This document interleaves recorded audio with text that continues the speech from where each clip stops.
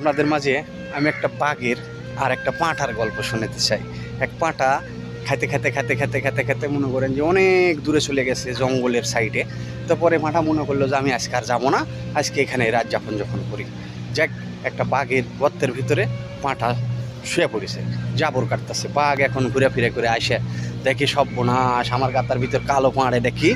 পরে এখানে বাঘ একটু পাঁঠা দেখে ফেলছে।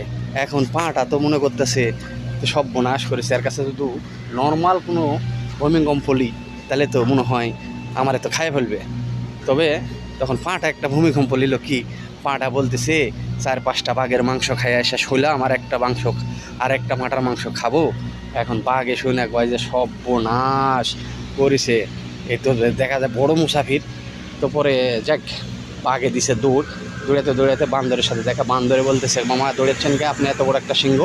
কয় আর কইস না বেটা, এক কোনো থেকে কালো একটা পাঁড় মুসাফির এসে আমার শোয়ার জায়গার ভিতর শুয়ে আছে, আর বলতেছে যে 4-5টা বাঘের মাংস খাসি, আর একটা হইলে আমার শেষ হয়।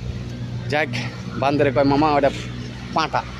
তো পরে কয় আচ্ছা ঠিক আছে চলেন, হ্যাঁ যাইতে পারি, তোর নেজের সাথে আমার নেজ বান্ধা লাগবে, ওকে সমস্যা নেই চলেন। এখন আবার গেছে বাঘ ঘুরে, এখন পাঁটা দিকে কয় সব বোনাস, এবার তো বান্দর লিয়েলছে।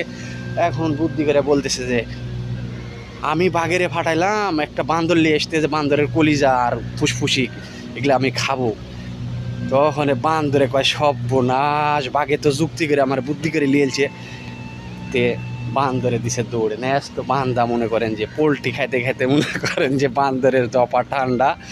তো ভাই এখন বর্তমানে আমার দেশের পরিস্থিতি এরকম ভাই। তো যাক, এই ছিল আমার গল্প। আসসালামু আলাইকুম।